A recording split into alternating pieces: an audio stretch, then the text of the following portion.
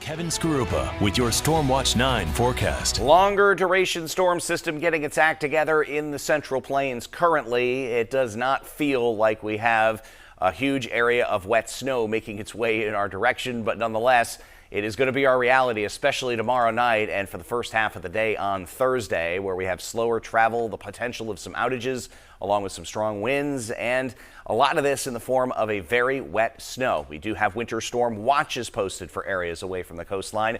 Basically, the definition by the National Weather Service is that is the area with the best chance of 6+ inches of accumulation.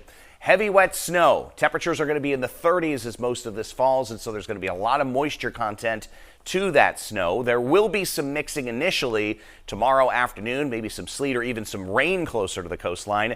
And because of the slow travel and that heavier wet snow and a couple of gusts over 30 to 40 miles an hour possible in areas, there is also the possibility of some outages out of this also.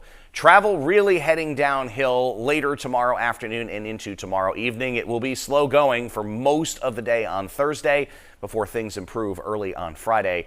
You can see the scene out there now is a mixture of high clouds and sunshine. Temperatures have jumped up quickly after starting the day in the 20s to lower range of the 30s. We're at 50 right now in Manchester and right on the averages for this time of year with a fairly light wind. This arm of moisture slides to our south, nothing more than a shower for southwestern areas of the state early this evening. This is the storm taking shape out in the Central Plains, heading in our direction. Gradual increase in clouds later this evening, a thicker cloud cover overnight, and eventually the storm system starting to edge in tomorrow. As early as 9 a.m. in some southern areas, we could start to see what looks like a little bit of a mix or some rain with temperatures above 32 degrees tomorrow morning. The farther north you go by noontime in the Lakes region and by mid-afternoon up north, what starts will likely be that wet snow and will likely stay wet snow, while in southern areas after that initial mixing through the afternoon, we do switch over to that wet snow, and that is pretty much our reality for the day on Thursday. The heaviest and most focused snow likely winding down some later Thursday night, but still some light rain and light snow for the day on Friday.